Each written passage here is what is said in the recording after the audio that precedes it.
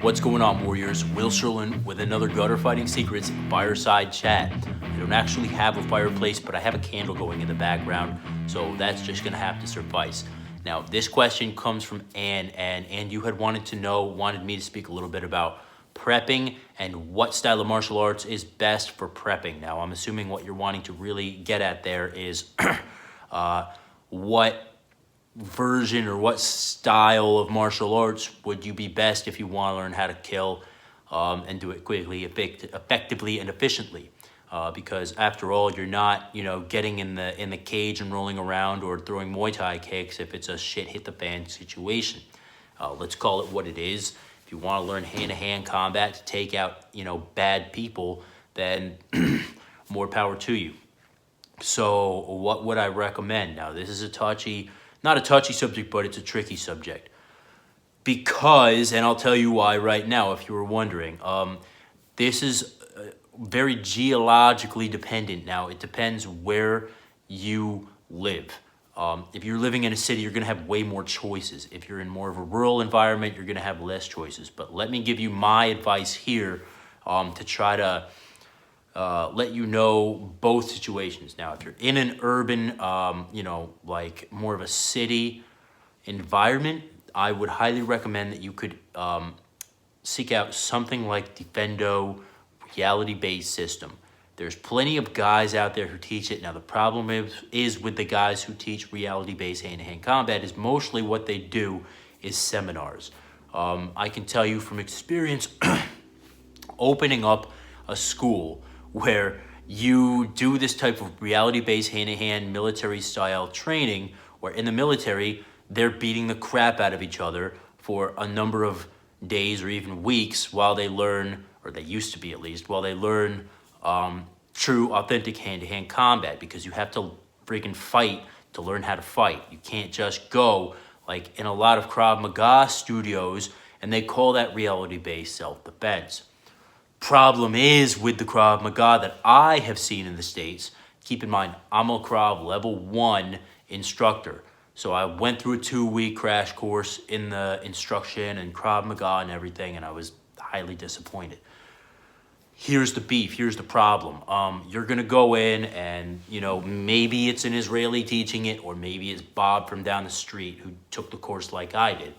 And you're gonna go in and it's gonna be like in a friendly environment, and you'll do some cardio, you'll do like some little games, like you're fucking school kids, and then you're gonna be like learning a technique. And when you're new, you're gonna be learning the groin kick, or you're gonna be learning the 1-2, or you're gonna be learning something like that. There's nothing wrong with that. That's all well and good.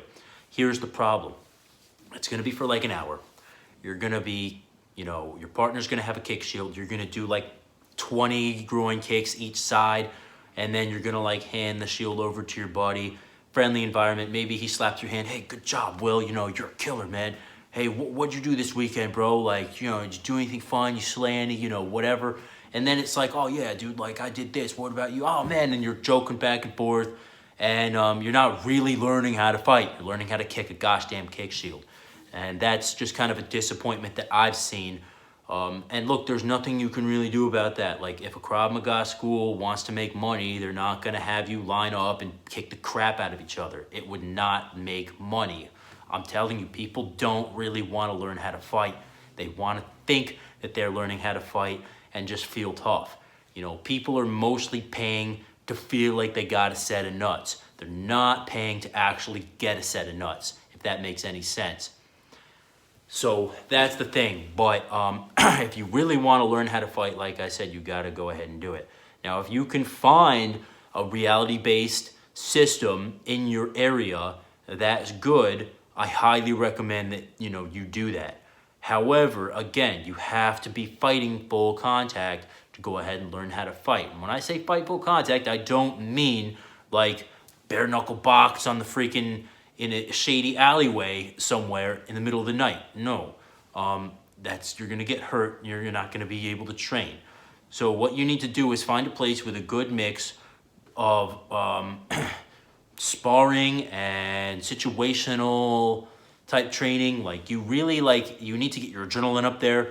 You need to get your cardio up there, and you need to be able to execute those strikes under duress. So when somebody's offering you resistance, and there's different levels of resistance. There's like, I call it soft, medium, hard resistance.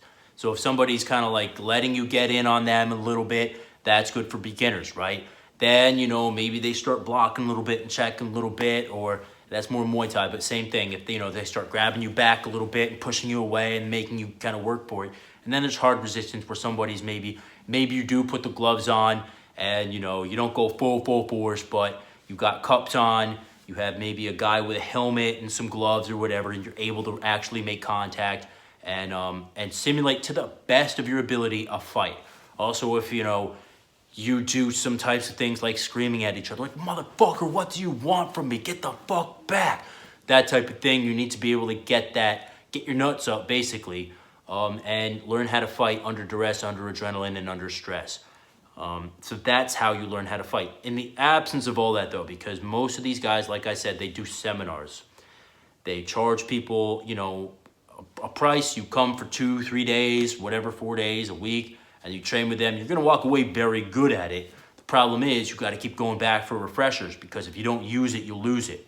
And don't get me wrong, I highly recommend Lee Morrison, Kelly McCann, Bill Wolf. Those are 3 names I can think of off the bat that are like very high level reality-based hand-to-hand combat trainers. If you can go ahead and make any of their seminars, any one of them, it would be worth it, I promise you. So that would be great. But as far as keeping your skill set sharp, as far as hand-to-hand combatives go, it's a very important thing.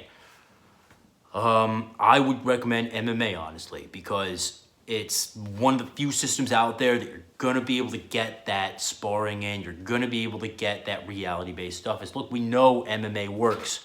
We've seen it time and time and time again. It's like a joke at this point. It's been tested against so many various systems out there that it's ridiculous. Freaking ninjutsu, kung fu, freaking everything. It's been tested against almost everything, and almost all of the videos I've seen, and also again in person seeing it, even Krav Maga. And then, look, this is another subject for another time, but the Krav Maga guys come in, well, if I was able to do the groin kick and the eye gouge, he wouldn't have gotten me. No, he would have just probably gotten hit in the nuts and then, gotten you on the ground and beat the fuck out of you. But MMA is a very solid and modern way of fighting. The problem with MMA is you're not going to get, the weapons defense. You're not going to get practice on transitioning from your hands to your knife that you keep in your pocket. You're not going to get practice on, multiple attackers and stuff like that. And again, if you're home invasion, right, like maybe for whatever reason you don't have a firearm or you need to use some other type of secondary weapon, MMA is not going to be able to prepare you for that. But what it is really good at being able to prepare you for is when you start getting hit in the face and, when somebody tackles you down to the ground, which is inevitable, you're going to know what to do from there. And you're not going to be so stressed out that you go into that black. You're not going to be so stressed out that you're not able to fight. You're going to have taken those lumps before and execute your strikes and execute, fight. You're going to be able to fight. And that's what matters. So in the absence of, being able to do the reality-based stuff, most places out there, whether it's rural or urban, you can find Brazilian Jiu-Jitsu, MMA. It's very popular these days. And even if you can't find an MMA school or a BJJ school, which is like a little hard to believe because those are money makers right now, and everybody is opening up some type of MMA gym across America. It's huge in America. I know, like in Canada, it's not so big. Mostly like the criminals are using MMA schools over there. I don't know why, but it's and I could be wrong about that. That's just what I've heard. But it's big here in the States, and capitalize on that, guys, because it's a freaking great way to learn how to fight. And if you go against somebody who doesn't know how to grapple and you're a grappler, you're going to really hurt them. And it's just the way of it. Now, again, I said it doesn't necessarily help if there's multiple attackers or whatever. Everything's situationally dependent. But, and I hope that kind of answers your question on the reality-based or on what to learn, how to learn how to fight for an SHTF situation. Do something where you're fighting If you can do MMA and also cross train in whether it be Krav or Defendo or another reality based type of thing, that would be great. In the absence of all of that, boxing is always a solid American classic. If you could box and do some grappling, that would be fantastic. So that's kind of, without going too much into it, my thing and my advice as far as what hand-to-hand combat system to go ahead and try to train in for a situation where you need to truly defend your life. Again, prepping. So I've done a number of videos on prepping, and I don't really know what to say. I don't know exactly what type of situation you're prepping for, whether it's a regional disaster, whether it's civil unrest, or whatever. I think probably what you're wanting to do is prep for kind of an all-around situation. Well, make sure you've got, a month of food and water. And I go into detail on all of this in some of my other videos, Prepping 101, stuff like that. Make sure you've got food and water. Make sure you've got, some type of way to defend yourself. If you are not able to own or access a firearm, get one anyway. And if you're not able to do that, make sure you're really good with your hands and with other types of weapons, I guess. Learn about, improvised weapons, whether it's a freaking fire extinguisher or a mace gun or whatever. You're going to want some way to go ahead and keep people at bay without closing distance with them, especially, and being a female, I would recommend that.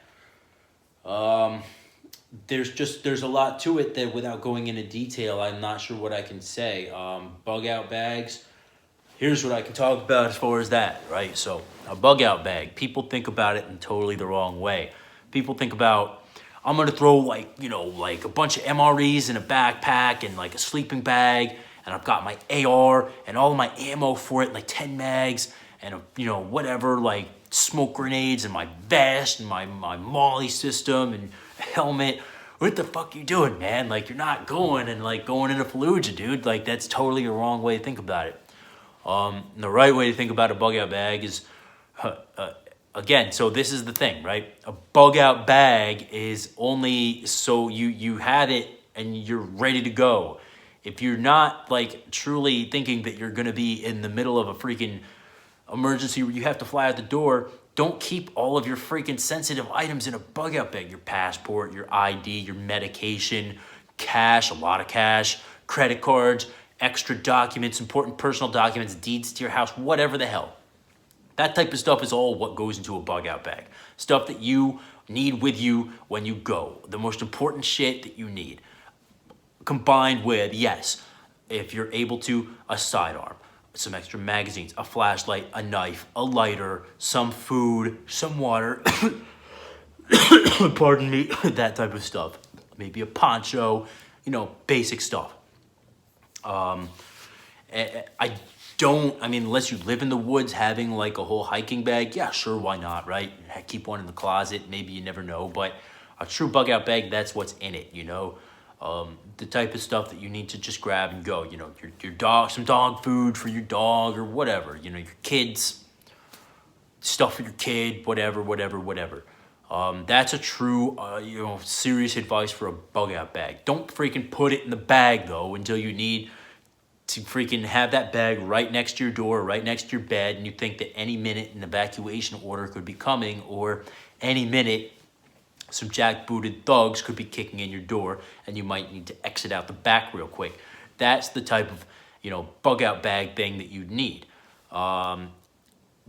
So again, these videos about my hacksaw and my axe and my freaking fire kit and all that's great. Like, that's cool stuff. And like, if you're operating somewhere, sure, like, put your bivy bag and put your freaking, your whole kit and all that. But a true bug out bag is way different and it looks different. And when a professional individual packs a go bag, it's gonna look a lot more like just a bag with your essential stuff in it. As far as other advice for bugging out, look, like, you get familiar with what's around you. The more familiar you are with whatever vicinity, whatever area of operations that you are operating in, the better you're off you're going to be. So if that's your hometown, like, people don't know their hometowns as well as they think they do. You just don't. Learn it better. Learn all of the little ins and outs and all of the streets, and then work your way out from there, so that, you know, when you need to go and a tree's down on this road and you think this road might be the only means of egress, well, actually, there's this side trail over here that I can access, and I know because I've done it or I've looked at it. There's, you know, a primary, secondary, tertiary way of every route. And, you know, route analysis is an important part of things. So when you're bugging out, you know exactly where you're going. And even if, like, most people can't afford a freaking, you know, cabin out in the middle of the woods. Like, I can't afford to have a fucking suite set up with a bunker and a cabin out in the woods and my designated route. I just don't have the means to do that right now. It would be nice, but I don't.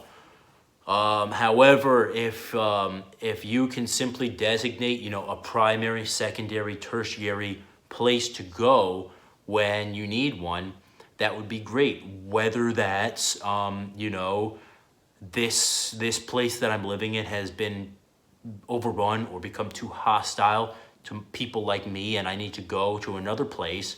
Where am I going to go, and who am I going to talk to, and what am I going to do to get plugged in that area, and where, you know, that type of thing. Or the tornado has hit my area, but, you know, the 3 counties over, it's fine, so let me go there. But where am I going to stay? Whether it's a hotel, hotels get totally booked up, like, real quick. So, you know, if it's not a hotel, maybe maybe if it's not the dead of winter, I could pitch a tent. Maybe I could, you know, maybe there's some assistance I could get from, you know, whatever, right? So figure all that stuff out ahead of time, and have like 2 or 3 other locations. So does your aunt live over here in this other state? Does your brother live over here? Does your friend from college, you know, live over here? Talk to them beforehand. Hey, listen, dude, like, you know, like, whatever, if something happened, this is what I'm kind of like looking at. If that were to ever happen, like, could I come stay with you for, you know, a couple of weeks if I really needed to? Oh, yeah, sure. And obviously he'll tell you, yeah, sure, until his wife gets involved, but whatever, that's neither here nor there. Just show up. So, you know, that's the type of thing that you need to be planning ahead of time. These types of things. It's not all about, you know, how much food and water do you have, because that's all great, but it only takes you so far. But if you're not familiar with the routes around you and the area around you and how to get out from it when you need to and all of that type of thing, then what do you really got, right? So, yeah, learn how to shoot, learn how to move, communicate, learn how to do all that James Bond stuff. Sure, could never really hurt you to know, right? But more importantly, route analysis, how to really pack a bug out bag the right way, what to put in it, what things you'll think you'll need ahead of time. Do you have an extra, you know, prescription for your medication? Do you have, like, are you one of those people that takes meds? And this is to you and this to everybody. Are you one of those people that takes meds, and if you, like, just go cold turkey on those meds, maybe you, like, freak out or whatever? Well, maybe it's worth talking to your doctor and saying, hey, what about, you know, giving me an extra script to keep around, you know, fill it, or double the amount of pills or whatever, and keep extra on hand just in case. That way you can wean yourself off or whatever. Same thing with drugs and alcohol, right? Like, I don't know, you know, my viewers out there, you guys, hopefully you aren't drug heads or whatever, but even if you are, man, I'm not going to judge. Just, like, realize, like, if you're prepping and you're a drug head, and that's no disrespect, but if you're prepping and you have a drug habit, you're going to need to know, like, how to wean yourself off from whatever drug it is you're doing so that you don't go through withdrawals. Same thing with alcohol, right? Like, if you're drinking freaking a bottle of whiskey a night and then suddenly you run out of whiskey, you could die. You could go into the tremors, the deliriums, or whatever the heck. And so maybe you need to have an extra bottle of whiskey on hand to wean yourself off, that type of thing. These are all types of, like, planning ahead type of things that just realize that civilization's a very fragile thing. Look at freaking Venezuela right now, right? Like, they're going through blackouts. They have freaking nothing to eat. They got a dictator running things. And I'm not political on this channel at all, but those type of situations, the Syrian civil war, before that, the Lebanese war in the 80s and whatever, like, look at those, study those. Like, what's it like? Like, what's it look like? What type of things are people doing to get by? Learn from that. and you'll be good. So that's kind of my advice from me to you, Ann, about prepping and about, you know, which hand-to-hand combat system is best. Anyone that lets you fight and experience full resistance, that teaches you, check my channel out. Obviously, you know, you wrote me, so you have been. I appreciate that, by the way, very much.